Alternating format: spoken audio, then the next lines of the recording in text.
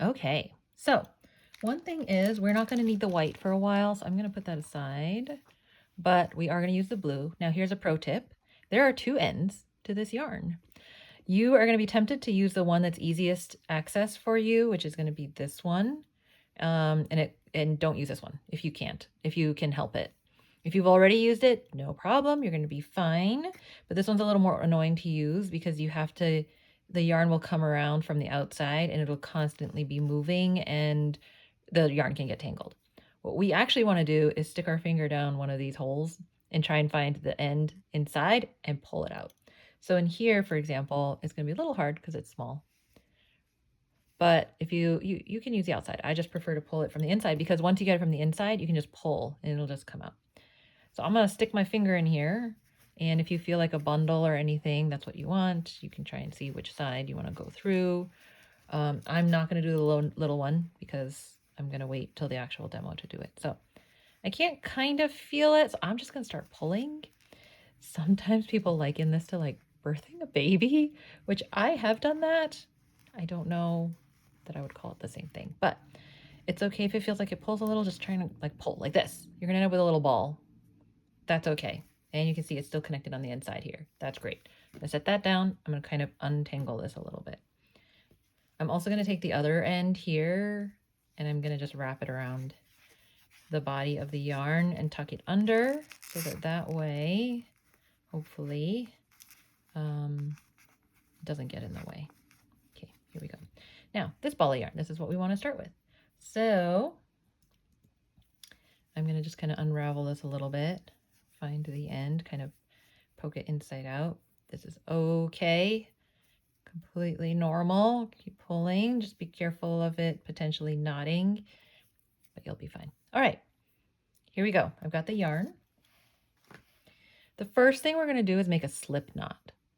So the video of the instructions just starts immediately into something called the magic ring. We are not going to do that in this video, and I'm going to teach you a different technique that's a little easier for beginners, especially when we're doing this virtually. So if you haven't made a slip knot before, this is what you're going to do. You're more or less making a knot that can kind of shift around and make it easy to get on the hook and also sort of pull out if you need to. So I'm going to make it first and then I'll explain to you how to do it. I'll talk it out while I do it and then I'll do it again. So basically I'm going to have my fingers, I have my yarn here in my hand, my left hand. I have the long thread going towards the left part of my hand and I have the short yarn, the tail, going towards my fingertips. I'm going to hold that. And then I'm going to take this loop, I'm going to turn it over on top of itself. So now the short tail is on top of the long one. And then I'm going to put my fingers through from the bottom. I'm going to grab what I can of the long thread, long yarn, and pull through. So now I have this like knot up here, or this loop up here, this knot here, and I'm going to pull the short thread to make that knot. So there you go. That's a slip knot. I got my long tail here. If I pull the long tail, like not much should happen. If you hold the short tail and pull the long thread, you should feel your yarn start to pull through. Let's do that one more time. So if you pull this, knot's all gone. One more time. So I'm going to hold these two yarn pieces here. I'm going to twist over. So then the short tail is going over the long yarn. And then I'm going to grab the long yarn piece, pull it through that knot or loop. I'm going to pull the short tail. That'll tighten my knot. And now I'm going to pull on my the long yarn, the working yarn going towards your yarn ball. That's going to shorten this up.